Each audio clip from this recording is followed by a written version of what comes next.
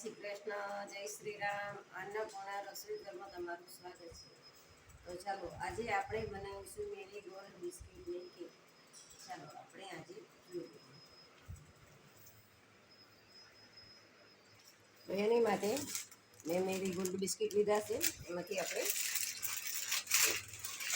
Biscuit લેવાના છે.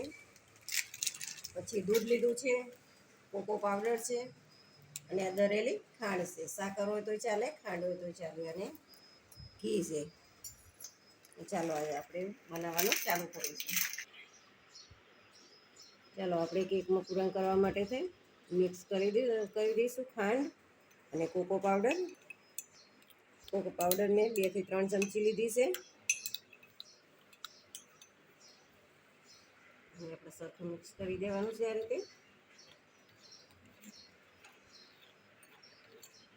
Mix થઈ જાય પછી આપણે આમાં ઘી નાખવાનું છે. બીજી કોઈ વસ્તુ નથી નાખવાની. ઘી આપણે નાખતું જવાનું ને લાવતું જવાનું છે. એનો બેટર તૈયાર થાય ને ખબર પડે આપણને. આપણે બહુ ઢીલું નથી કરવાનું, એકદમ કડક નથી રાખવાનું.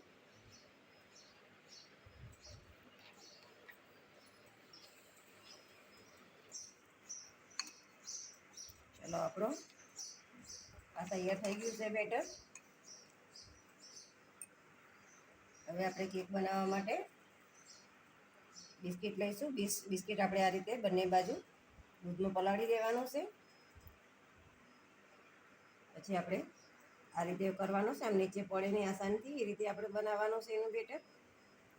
પછી આપણે આ રીતે થોડુંક જમીન ઉપર કાગળ પ્લાસ્ટિક ઉપર આ રીતે લગાવવાનું છે, જેથી કરીને આપણે બિસ્કિટ નીચે પડી ના જાય.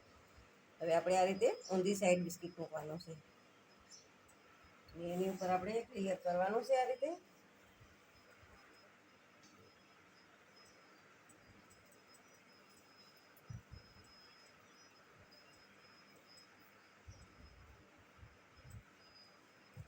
આ જ રીતે આપણે બીજું બિસ્કિટ લઈશું. આ રીતે દૂધમાં પલાળી અને આ રીતે આપણે ઊંધું બિસ્કિટ મૂકવાનું છે. હવે આપણે એની થોડી પણ લેયર કરી દઈશું. આ રીતે આપણે બધા બિસ્કિટનું કરતું જવાનું છે.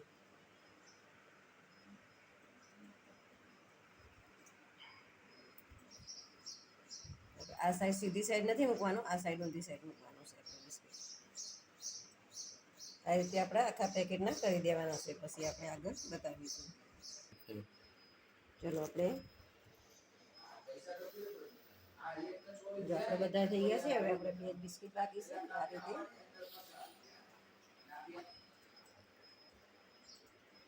રીતે આપણે આખા પેકેટનું કરી દેવાનું છે. તમારે જે રીતે અડધા પેકેટનું કરવું હોય તો કરી શકાય, આખા પેકેટનું આ રીતે કરવું હોય તો કરી શકાય.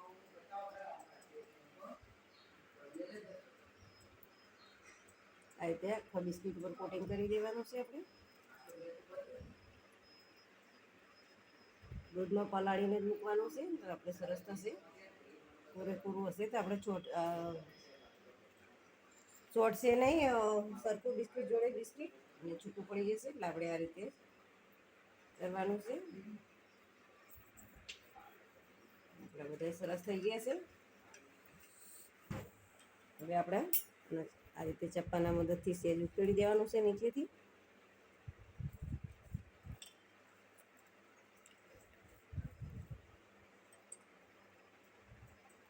હવે આપણે આ રીતે નીચે થોડુંક લગાવવાનું છે.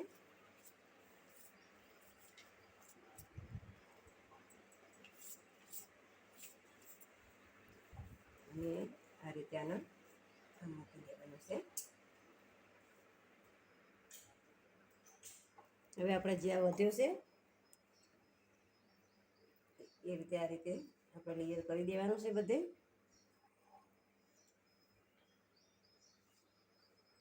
ચાલો આપણો કેક માટે સરસ તૈયાર થઈ ગયું છે. આખા બિસ્કિટ ઉપર આપણે કોટિંગ કરી દીધું છે. અને હવે આપણે આને આ રીતે વારી લેવાનું છે. આ રીતે સરસ વારતું જવાનું છે.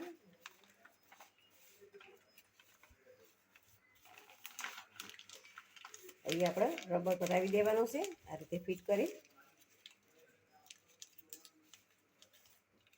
આ રીતે સરસ ચોટી જેવું વારી દેવાનું. અને પછી આપણે આ રીતે રબર ફરાવી દેવાનું છે આને. એટલે આપણે જે બિસ્કિટની કેક બનાવી છે એ ખુલ્લી ના પડી જાય.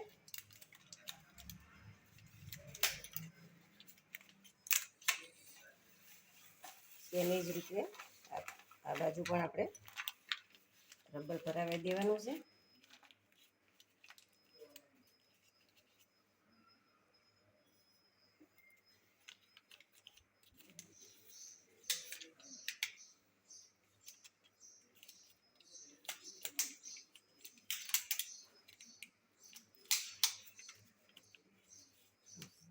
હવે આપણે આનો ફ્રીજમાં મૂકી દેવાનું છે.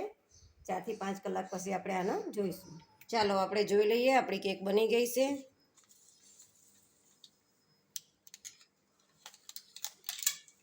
આપણે 3 થી 4 કલાક જેવું આપણે ફ્રીઝરમાં રાખી છે. ફ્રીજમાં નહીં, ફ્રીઝરમાં રાખવાની છે એટલે જામીને સરસ થઈ જાય. અને આ રીતે જાડા પ્લાસ્ટિકમાં લેવાની છે. આપણે કપડામાં કે એમાં કશેકમાં લેવાનું નથી, પતલું નથી રાખવાનું. આ રીતે જાડું કાગળ રાખવાનું છે એટલે સરસ આપણી કેક થઈ જાય. બહુ મસ્ત થઈ ગઈ છે. આમ ગમે તેમ ફેરવીએ તો છૂટી નથી પડતી. હવે આપણે આને આ રીતે ક્રોસમાં કટિંગ કરવાની છે. આપણે કટિંગ કરી લઈશું.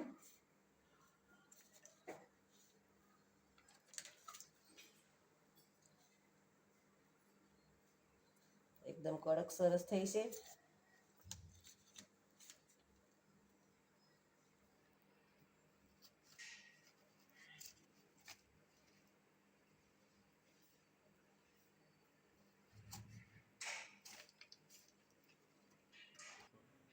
ચાલો આપણી કેક તૈયાર છે. તો તમને આ કેકનો વિડીયો ગમ્યો હોય તો લાઈક કરો, શેર કરો અને સબસ્ક્રાઈબ કરો.